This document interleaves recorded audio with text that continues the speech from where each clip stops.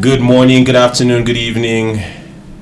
Good morning, good afternoon, good evening, everyone. Welcome to another episode of Combat Culture Africa. On the microphone right now, as usual, is Oche Young Jollof Edache. To my right is Chidi Boboy the Mill. Hey Chidi guys. B-Boy the Mill Nwankwo. Hey.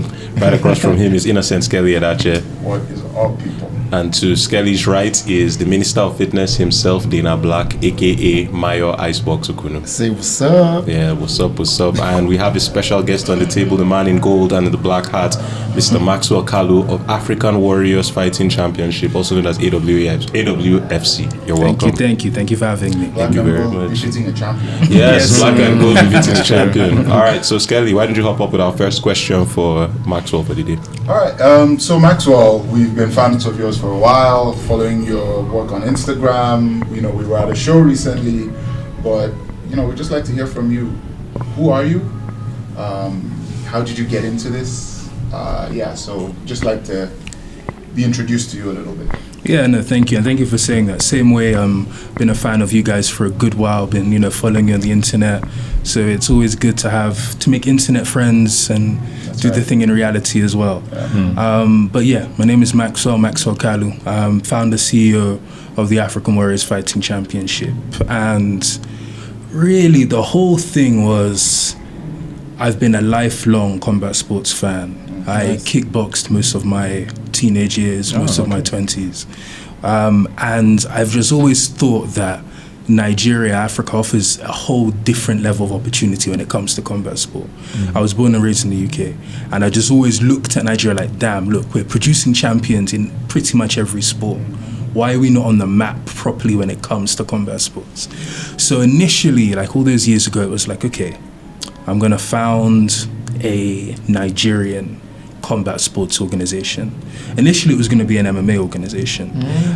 So initially, it was like, okay, yeah, like we're going to make a Nigerian UFC, right? As simple as that sounds. And then in coming here, getting on ground, I was just blown away by traditional sports. I was like, MMA is MMA, and I love MMA. I've got a lot of friends who are fighting pro, semi-pro, like very big MMA community in London. I was like, wow. In seeing Dambe especially for the first time, I was like, this is something that's totally unique to us. Our own thing, something that cannot be done elsewhere, cannot be imitated anything. And you've got all of these things overlapping. You've got fighting, right? You've got music, you've got culture, deep ancient culture. And I just fell in love, man. So like, it very quickly turned into, okay, we're gonna do an MMA organization. Let's do something that's uniquely African, that's uniquely our own. And we're like, okay, fine, it's gonna be Dambe, and we do wrestling as well. And here we are, 3 years later, African Warriors Fighting Championship. Proud to say, I think now the leading name in Dambe. And still very much growing. So that's how it came about. And I took the plunge, moved here from London to make this thing happen properly. And God willing, I'm still here, and we're still working. Amazing. Kalu is clearly an Eastern name and clearly an Igbo name as well. So Dambe is clearly a Northern sport. So how does an Igbo man from Eastern Nigeria become the leading promoter for a Northern martial arts? Man, that's all life be. It's a funny one. It's and you're not the first person to ask that question.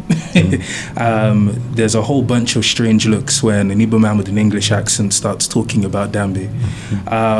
But it's just from a love of the sport, man. Like, I appreciate combat sports, I always have.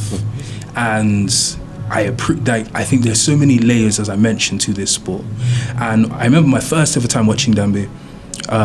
We went to go and watch it in Lagos, very small Dambe house, Gidan Dambe, and I was just blown away. The music was playing, everything was going off. My friend who I was watching it with was like, do you know what the musicians are singing? I was like, no. He's like, they're saying the time for killing has come. Don't worry, if you die, we'll take you home to your village and bury you. Wow. And I was just like, man, how can I not get behind this sport? You know what I'm saying? So it's like, it was just like, at the core of it, it's, Igbo man from the East, but this is something that needs to be global. And if I can appreciate it when it's not my core culture, why can't somebody else? So that was it. And luckily enough, we've proven to the communities who are the custodians of this sport that we're in it to build this sport. We've done the hard yards. I've traveled up and down northern Nigeria. My team has gone into the worst places to find fighters, to find Dambe houses. So we can say now with real credibility that we're behind this sport. We want to be here. So, and people appreciate that. I think no matter where you're from, no matter who you are, you appreciate somebody taking a genuine interest in your art, in your culture. And we've proven that to these communities. And you know, I'm very proud of that. I'm very proud that we can make a few phone calls and be in Kanu and go and find some fighters. We can do the same thing in Sokoto. If you told me we need to do an event tomorrow, I can have 50 fighters here, sharp. You know what I mean? That's amazing. We've done those hard yards, and the community has very much embraced us. So that's how we ended up here, I think. How many years now?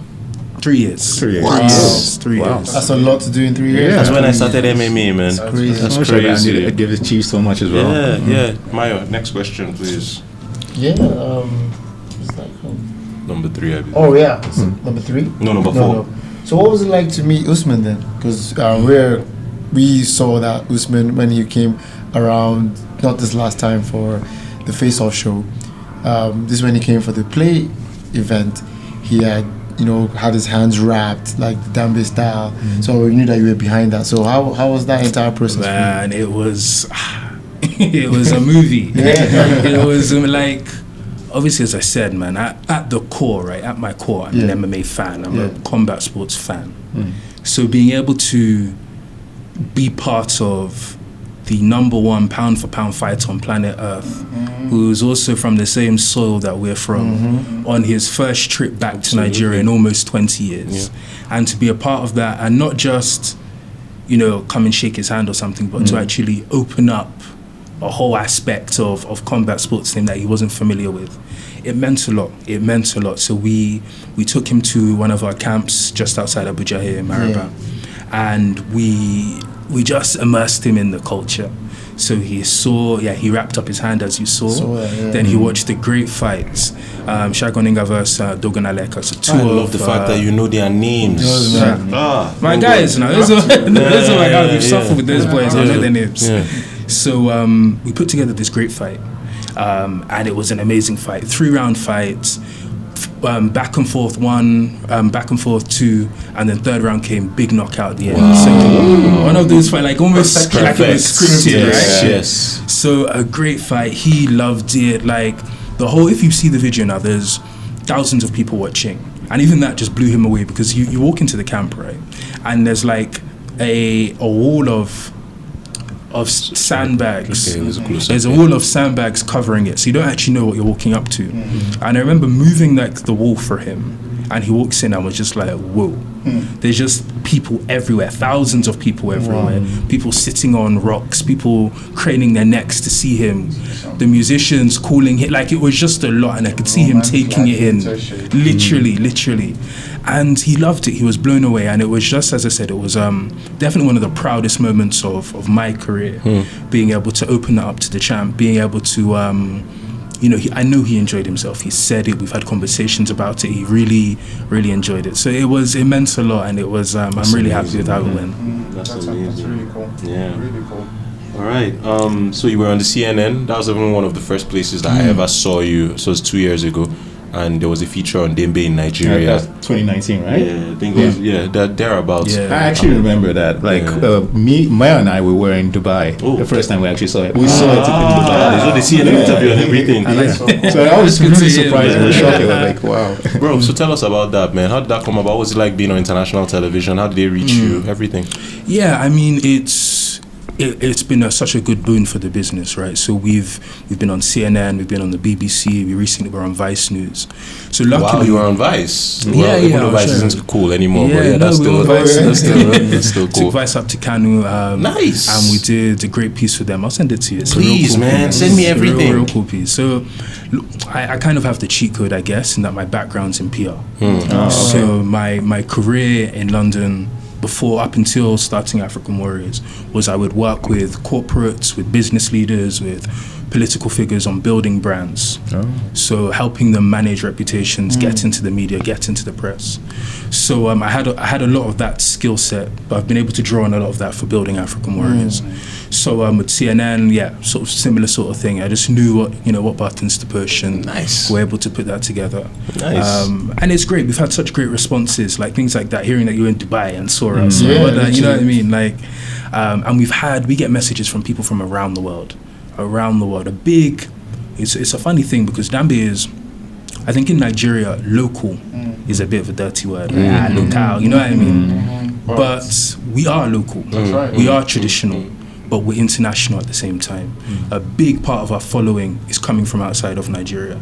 And I don't say that to mean, we're international. So no, I mean that this thing is globalized already. Yes. This is already. Please permit me, man. I have to, because I've stalked your activities pretty actively for a while now, and I saw the Robin Black 1 minute breakdown. How did you pull that off? Because I'm a fan of Robin Black, and the fact that because it was out of the blue, and I knew exactly that it was AWFC footage he was reviewing. So Robin Black is this guy that does. It's like this Aussie man that does. Aussie man reviews. Yeah. But he is really well schooled in the art of fighting and all different styles, and he just does 1 minute breakdowns for Bellator. He does 1 minute breakdowns for UFC fighters. Wow. So he's a big deal. Like he's not big, like not Bruce Buffer big, but his analysis is not like Dan Hardy big, but he's pretty big. Like he's pretty popular, and he did a knockout Like in 1 minute Slack. breakdown. Yeah, like Jack Slack, but everything is 1 minute. And technique, he critiques technique, footwork, angles, balance, momentum. He critiques everything. So he did the same thing for 1 minute for him. Sick. Wow. Yeah, no, Robin's, he's a cool guy. He's done a few of them actually. Yeah, I've seen them. And there's definitely, we're going to do more with him.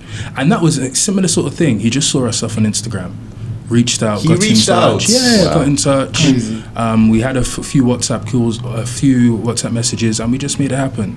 And what I really love about Robin, right, is he really lends credence to the fact that I think if you don't know what you're watching, if you're watching a Dambe bout, you might just see two boys in sand swinging. right. They're swinging, Right, Yeah. and that's one of my biggest pet peeves when I'm talking about Dambe. Like people are just like, there's no technique. No, there are different techniques.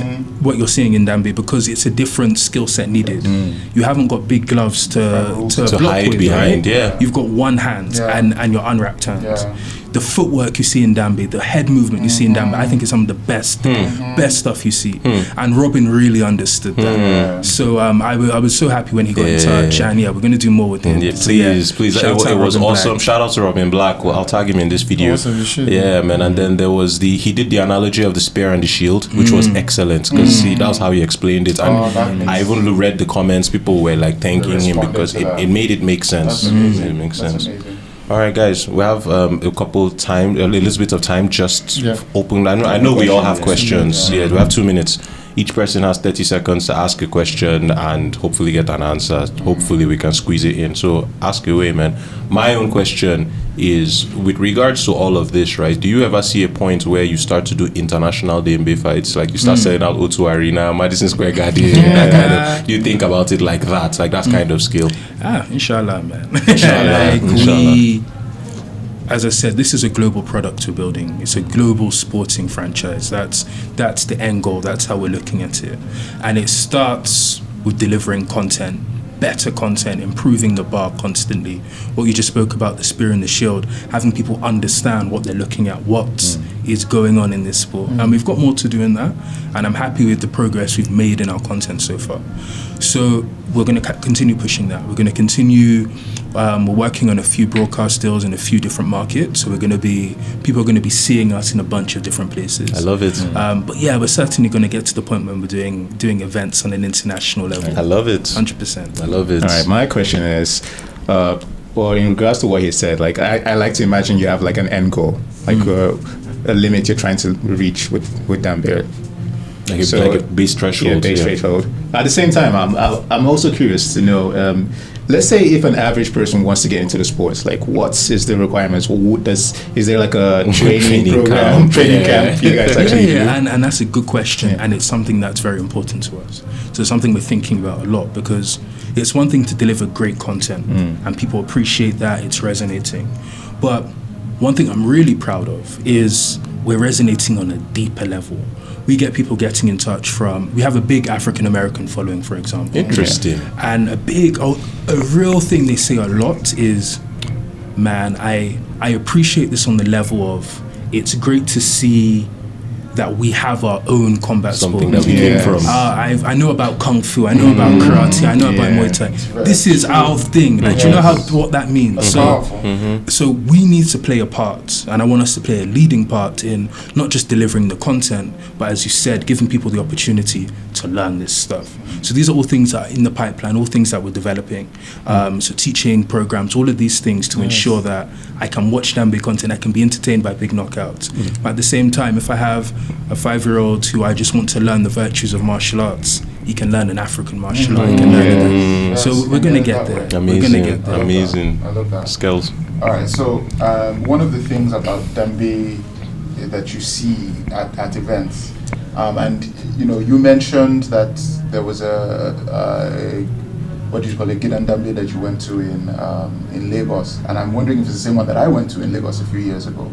But one of the things that I noticed then, and that I still notice, is the role of the supernatural fighters' approach to the game. How does that play out? Have you seen anything crazy? And like, so yeah, just expound on that a little bit. My dude, the things I have stories from, man, honestly. In a word, yes. Yes. The supernatural is... Guys, we're all cool with this show going slightly over time. All right, I just wanted to make sure we're all on board. All right. This is fun. It's an integral part of Dambe. And sometimes I'm advised by people to be like, don't talk about it, or don't... But no, it's the truth. Like, and I make it very clear. This is not like the UFC, right? The UFC, which was launched in '93, is less than 30 years old. Dambe outdates all of us by thousands of years. So it's even not giving the sport the respect it deserves to try and cover things like that. In order to fit sort of modern Western sensibilities. So it's, and even to that point, I'll get back to your point about Champ. People say things like, why don't you put it in a boxing ring?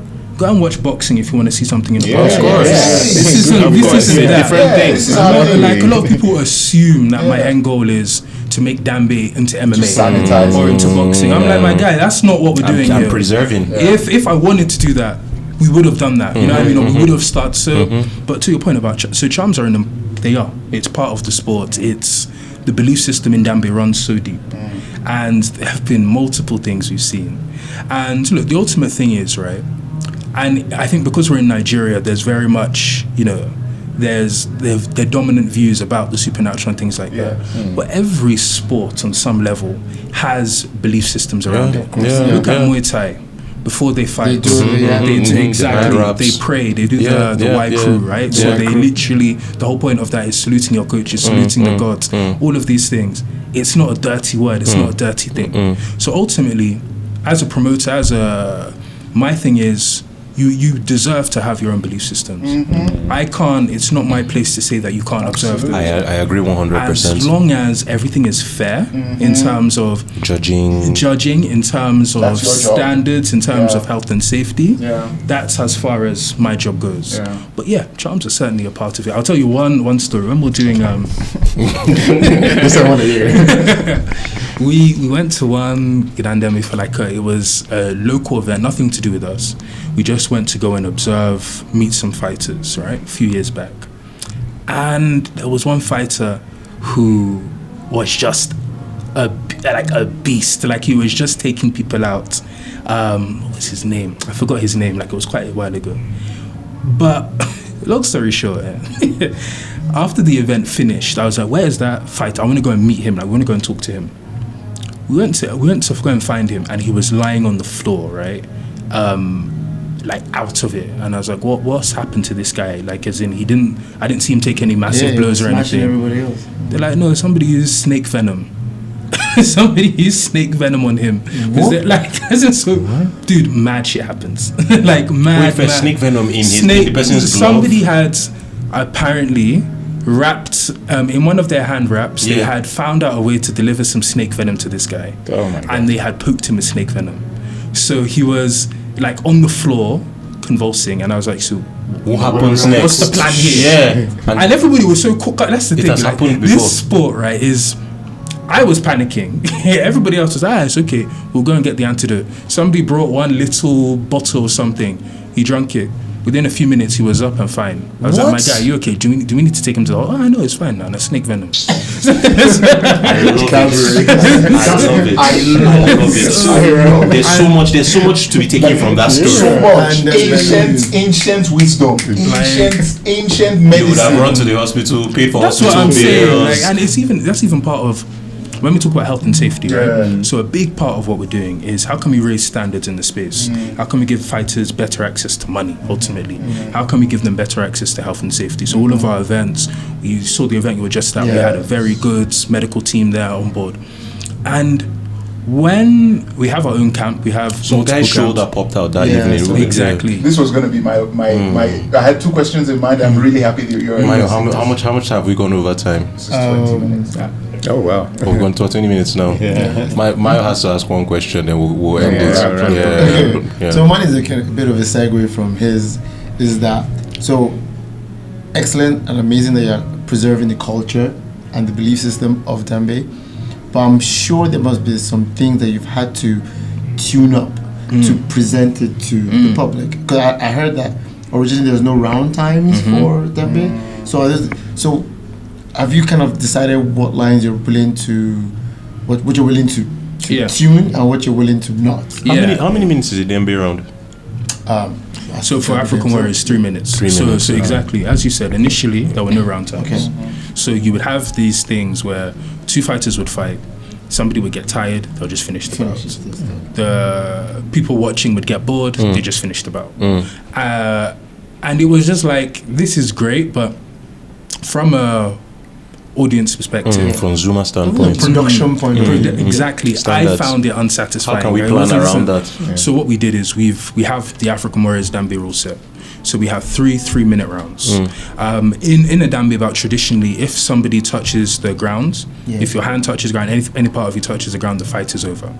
And again, I would find that unsatisfactory at times because you would get things where someone slips. You would get things where a guy loses balance and a fight's over. So what we've instituted now is we have best 2 out of 3. So if me and you are fighting round 1, right? You hit me, I go down, but it's a flash knockdown, I'm fine. We get up, we finish that round, we go straight to round 2. You've won round 2. So now I'm given the opportunity to still be in this fight.